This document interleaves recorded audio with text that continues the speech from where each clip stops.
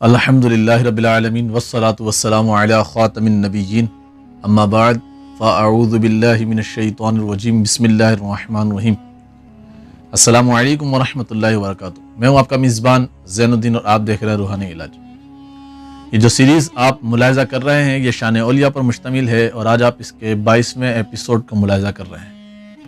آج جن بزرگ ہستی رب تبارک و تعالیٰ کے مقرب ولی کا میں تذکرہ آپ کے سامنے کرنے چاہ رہا ہوں وہ حضرت فتح موصلی رحمۃ اللہ تعالیٰ علیہ۔ اس سے پہلے کہ میں ان کا تذکرہ، ان کے سیرت کے نیک اور خوبصورت واقعات آپ کو سناؤں، آپ ہمارے چینل کو سبسکرائب کریں اور بیل آئیکن کو پریس کرنا نہ بھولیں تاکہ ہر نئی آنے والی ویڈیو آپ تک پہنچ سکے۔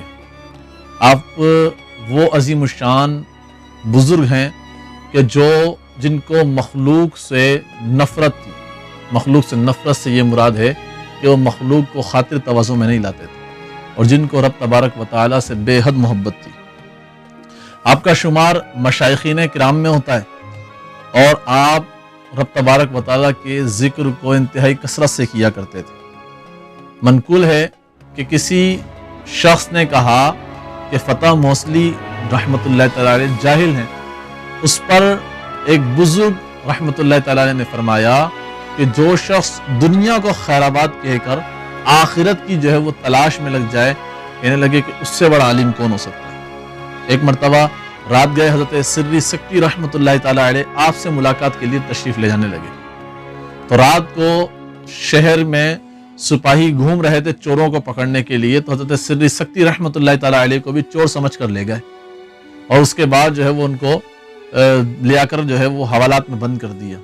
صبح کا جب وقت ہوا تو جلاد نے سزا کے طور پر لوگوں کو قتل کرنا شروع کیا۔ کوتوال شہر نے حکم دیا، جب قتل کرنے لگے تو مختلف لوگوں کو لایا جاتا سامنے، ان کو قتل جلاد مارتا، تو جیسے ہی حضرت سری سکتی رحمۃ اللہ تعالیٰ علیہ کو لایا گیا اور جلاد مارنے لگا، ایک دم سے وہ رک گیا اور اس کے بعد جو ہے وہ بڑے حیران ہوئے کہ یہ کیا معاملہ ہوا ہے۔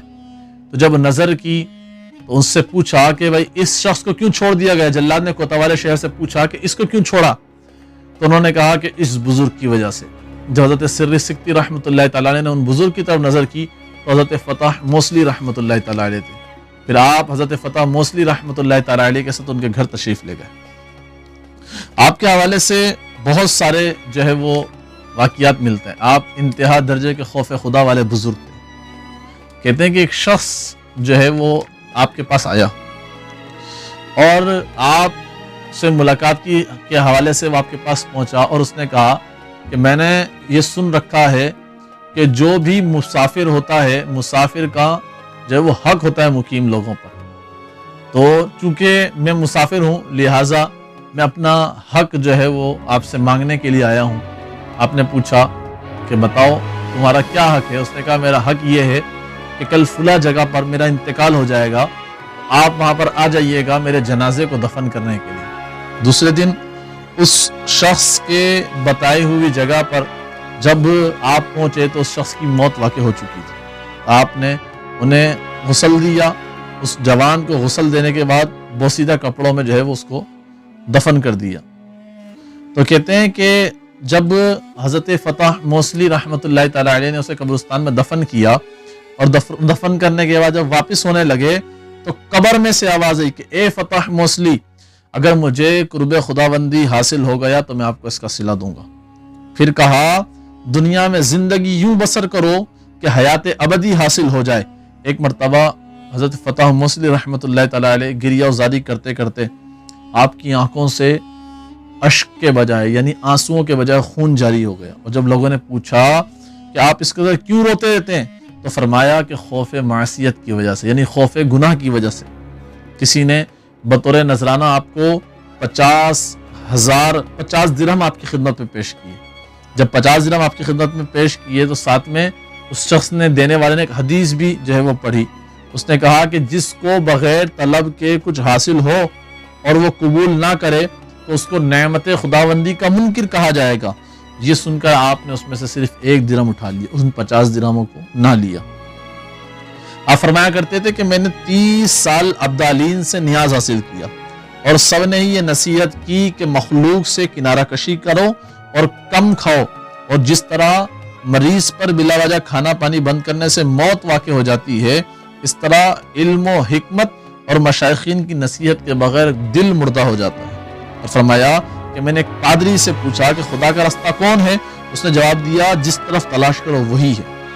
فرمایا کہ عارف کی ہر بات ہر عمل من جانب اللہ ہوا کرتے ہیں، یعنی اللہ کی جانب سے ہوتے ہیں، اور وہ خدا کے سوا کسی کے طلبگار نہیں رہتے، اور جو بندہ نفس کی مخالفت کرتا ہے وہی خدا کا خلیل یعنی دوست ہے، اور خدا کا طالب دنیا کا طالب کبھی نہیں ہو سکتا۔ ان کے وفات کے بعد کسی شخص نے خواب میں دیکھ کر پوچھا کہ اللہ تبارک و تعالیٰ نے آپ کے ساتھ کیا سلوک کیا؟ فرمایا کہ اس نے میری مغفرت فرما دی، اور فرمایا چونکہ تو خوف معصیت سے ہمیشہ گریہ و زاری کرتا رہتا تھا، اس لیے ہم نے فرشتوں کو حکم دے کر فرمایا کہ تیری کوئی معصیت یعنی گناہ درج نہ کرے۔ یہ حضرت فتح موصلی رحمۃ اللہ تعالیٰ علیہ وہ بزرگ تھے کہ جن کی پوری زندگی عبادتوں میں ریاضتوں میں رب تبارک و تعالیٰ کی خوف کرتے ہوئے، رب تبارک و تعالیٰ کے لیے گریہ و زاری کرتے ہوئے پوری زندگی انہوں نے کاٹ دی۔ دنیا سے کچھ بھی نہیں لے کر گئے، نہ دنیا سے کچھ مانگا، بلکہ پیش کرنے والے کے لیے بھی، جس نے پیش کیا اس سے بھی مکمل طلب نہ کیا، مکمل حاصل نہ کیا۔ رب تبارک و تعالیٰ ہمیں مشائخین عظام کے جو ہے وہ طریقوں پر چلنے کی توفیق عطا فرمائے۔ اللہ تبارک و تعالیٰ ان نیک بندوں کا صدقہ ہمیں بھی عطا فرمائے۔